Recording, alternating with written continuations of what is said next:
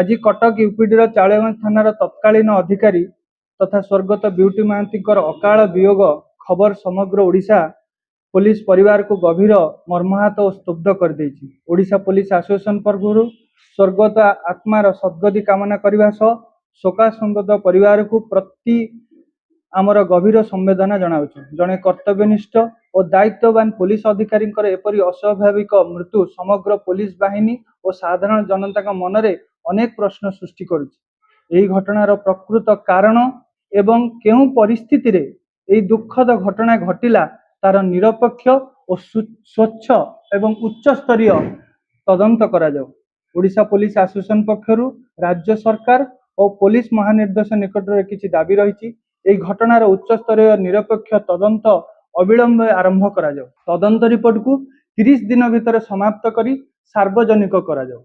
तदंतर जदि कोनोसी व्यक्ति प्रशासनिक अवहेला अजथा कार्यचाप मानसिक निर्यातना किंबा अन्य कोनोसी कारण दायी बोली प्रमाणित हुए तेबे आईन अनुଯାयी कठोर कार्यानुष्ठान कर जाऊ।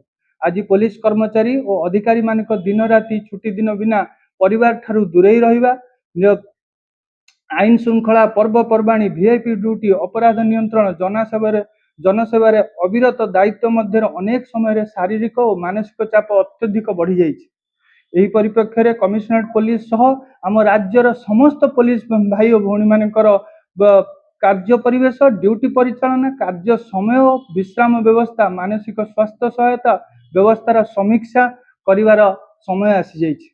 आमर उद्देश्य कौनसी व्यक्ति किंबा संस्था को दोषारोप करने नुहे बरं घटनार सत्य उन्मोचन न्याय प्रतिष्ठा एवं भविष्य एपरी घटनार पुनरावृत्ति न हो यह आमे चाहूँ।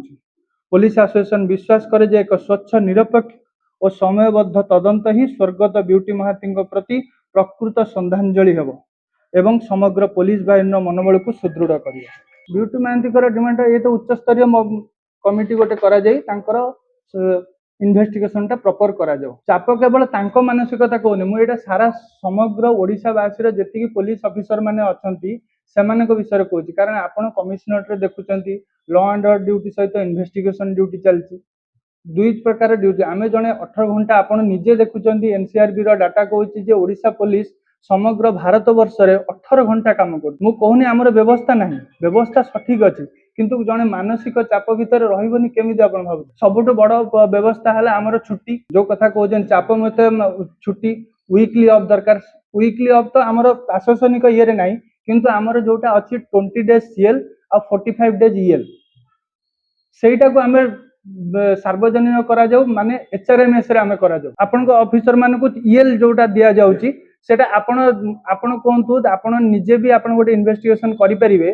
समग्र जेते थाना अच्छी कौन सी आईआईसी विगत 2 वर्ष भितर जदि प्रॉपर 45 ईएल कथा कहते छाड़ 45टा भी मुझे 50% एल 22 अधा 20 डेज जदि नहीं भाई आप इन्वेस्टिगेशन करके देखो विगत 10 भितर कौन सी थानार अधिकारी एटा इन्वेस्टिगेशन कहीपर इन्वेस्टिगेशन से तो मुझे कहूँ एटा गोटे आम साधारण यूडी केस नबानी तेणु एटा को प्रॉपर इन्वेस्टिगेशन करा जाऊ ता सहित उच्च स्तरीय इन्वेस्टिगेशन करा जाऊ जहाँकि 30 दिन भितर डिमांड आसू रिपोर्ट आसू आउ आम सार्वजनिक करा जाऊ। स्वामी कहते तेणु जदि से कथार सत्यता होइथिबो ताले सेटा डीसीपी तार उत्तर दे पारिबे कारण डीसीपी की से रिक्वेस्ट करथिबे ना जदि कारण तांकर अथॉरिटी होचंदी डीसीपी तांको कहि परिबे सेटार बेटर आंसर साथ जदि सेमती व्यक्तिगत मो सारे कथा हेइतांते ताले सेमती केता किंतु सेमती कोनोसी प्रकार आलोचना हमर सहित हेइनी। ए डेथ रो एंड आउ किछि नै डेथ इज एंड किंतु आर पुनरावृत्ति आमे न हो आमे जेमती गोटे भौणीटे को हरैले